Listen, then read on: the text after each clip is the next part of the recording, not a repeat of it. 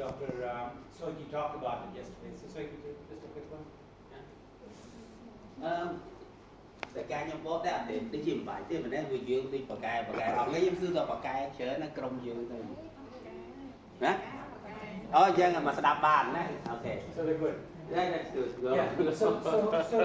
So this is a little background because when we look at Defense Threat Reduction Agency, you have a lot of donors. You have USAID, not anymore, maybe. You have DITRA, maybe, right? These are U.S. government has many agencies. CDC, U.S. Centers for Disease Control. So there are different agencies with different mandate. USAID has mandate in developing systems.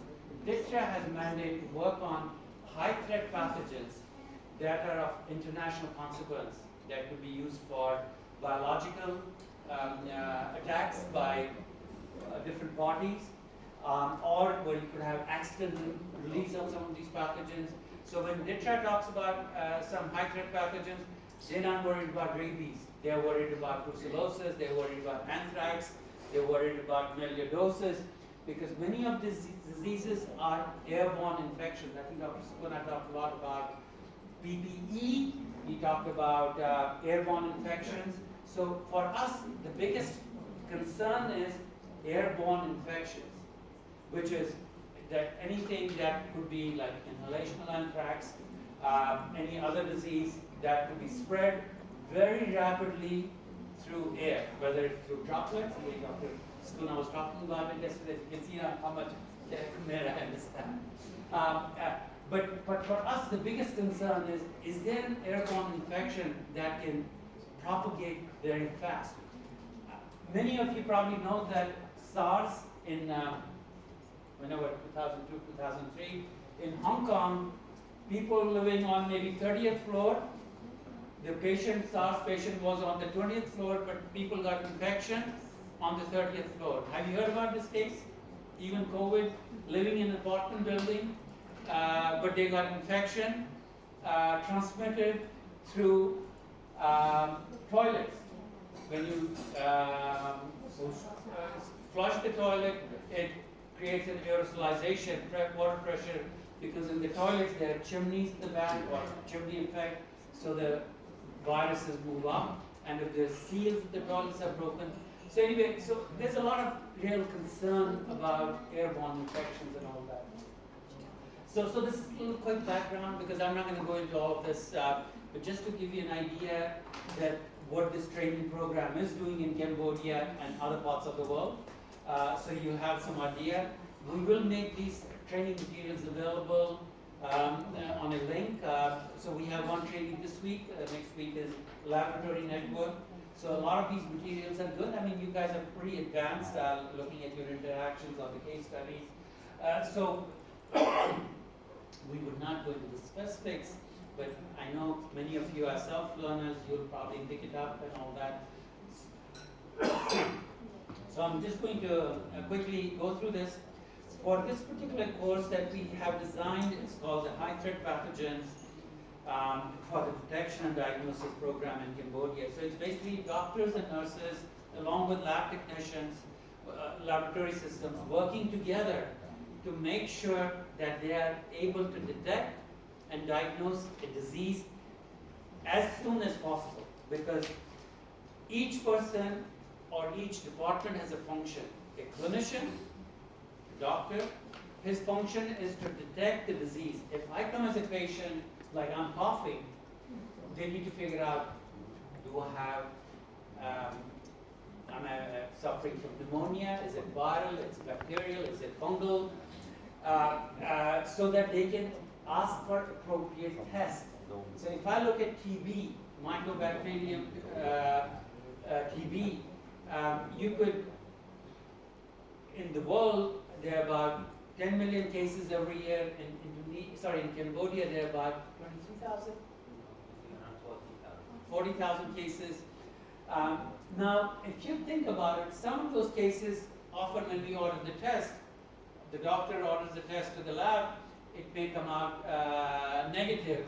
Now, is it because they actually don't have TB, or maybe they have Mycobacterium bovis, right?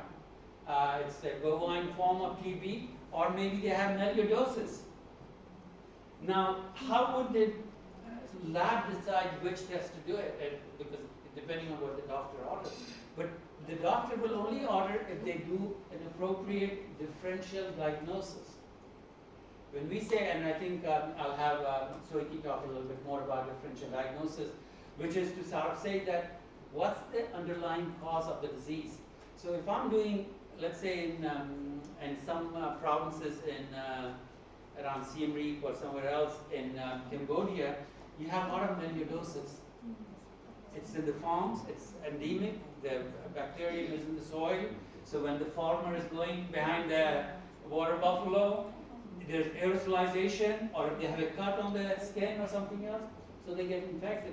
Now, if you don't have the right test, a doctor may think that it's TB, so they'll order TB drugs, but the person would not get cured. So I think that's part of the issue here in terms of how we train doctors to use differential diagnosis, but at the same time, how do we make sure the laboratories are appropriately equipped for the right kind of test? Because everything has to work in sync, right? Labs are important, so are the clinicians important, but they have to work in sync to do that. So anyway, so this is about 10 modules in this course, Introduction to HTP Detection.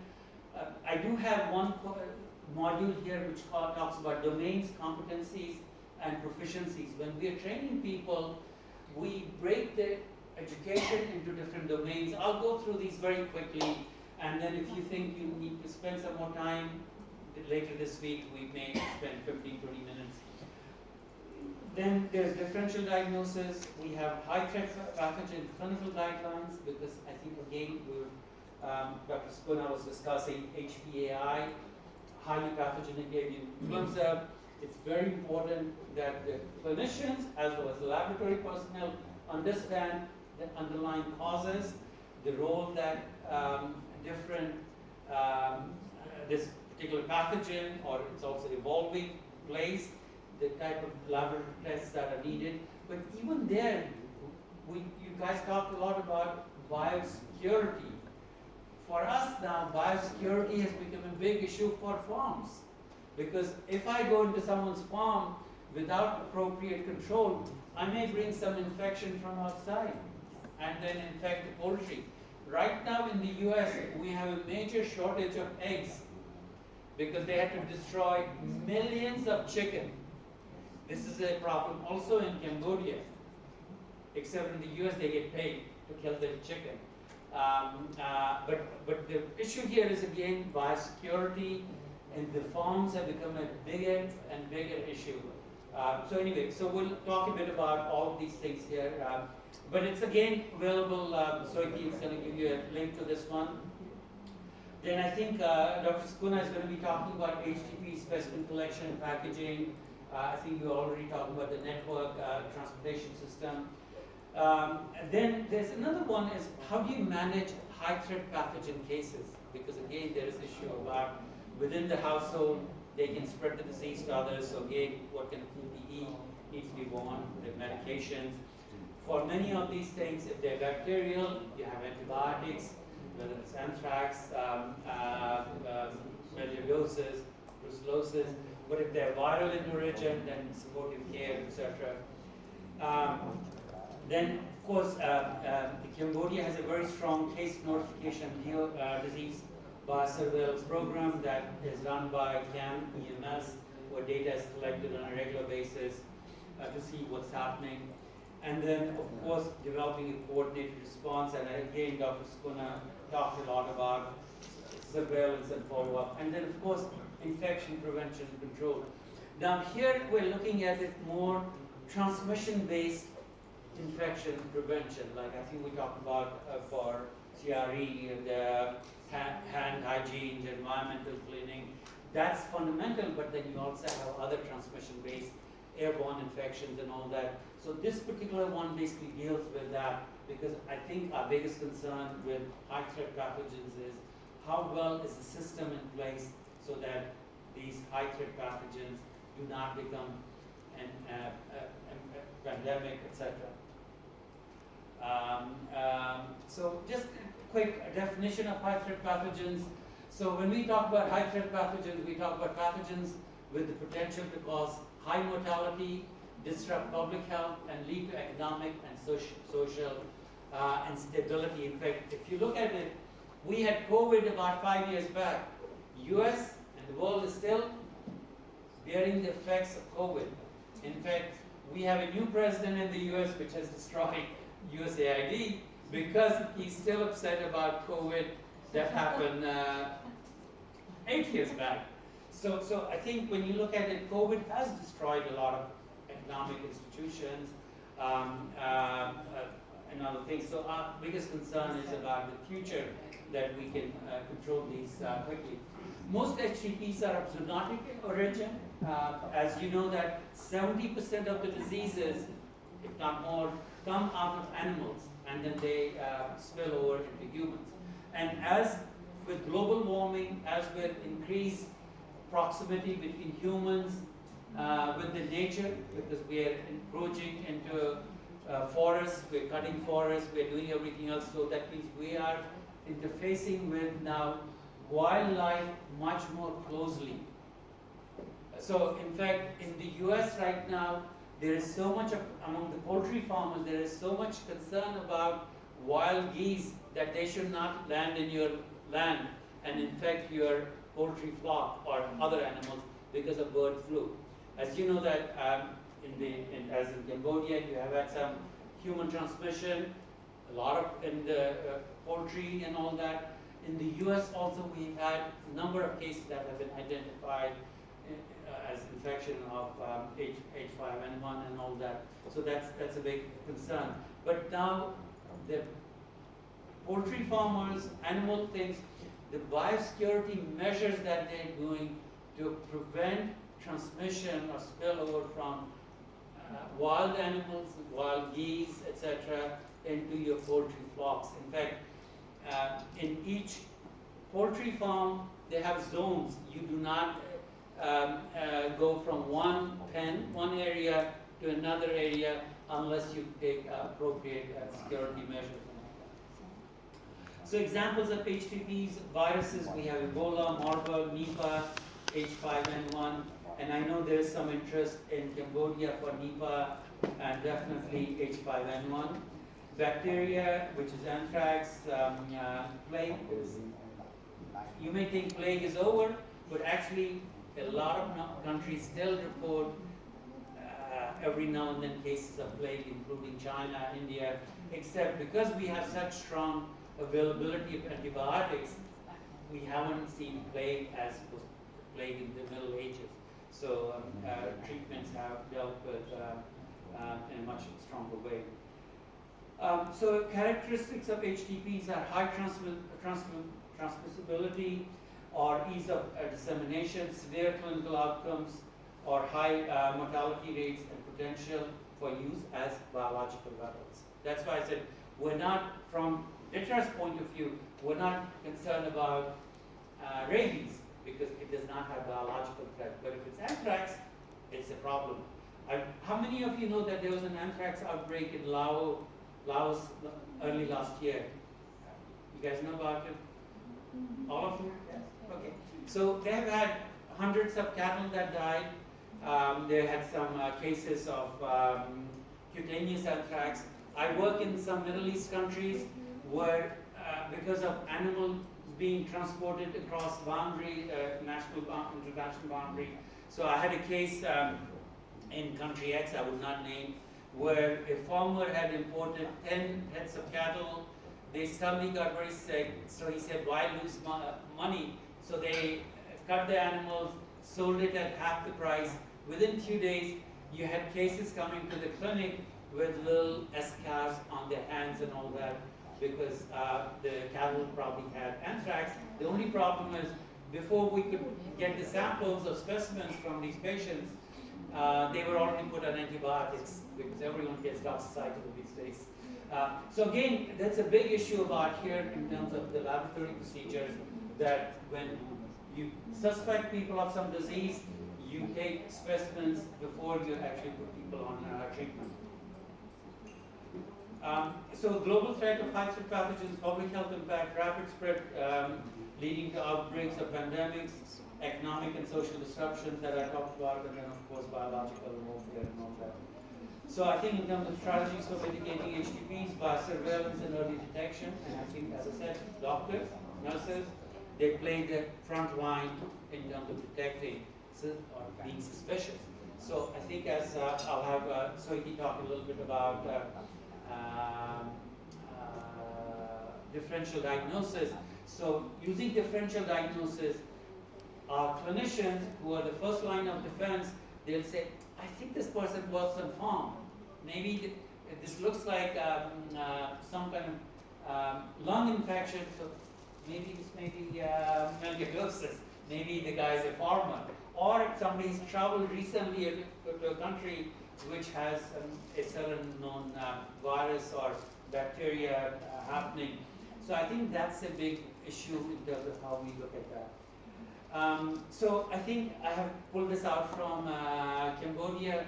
So if you look at some of the priorities, zoonotic diseases, this is from NAFRI, we have a representative here from NAFRI. So if you look at it, H5N1 is of interest, Nipah virus, and a few other diseases. So this is again, NAFRI does do very active surveillance of slaughterhouses. Now some of these may be prior infections or maybe exposure to vaccinations, but the issue here is among animals, the vaccinations are not at the level that should be, because it's responsibility of farmers to go vaccinate their cattle. But nonetheless, you do see brucellosis present in some of these slaughterhouse surveillance programs. Q fever, I'm not sure. How many of you have heard about Q fever? Coxella burnetii? Anyone? Now, Q fever in the US, 10% of the population has Q fever antibodies, which is about 3 million people. And 900,000 of these are chronic cases. So how do they get this infection, Coxella burnetii? Because they're out there going into the mountains, sightseeing. But the biggest issue is long-term infections. You could have pericarditis, epicarditis. So unless, again, you have a strong laboratory system that is able to detect it, but we do have a lot of Q fever in the US. Q fever is usually, again, with the sheep, etc., etc. Again, there's a lot of information there that we could talk about it, but I'm just saying that we do see presence in the surveillance system in Cambodia. So it's not just theory or somewhere thing that we're looking at it.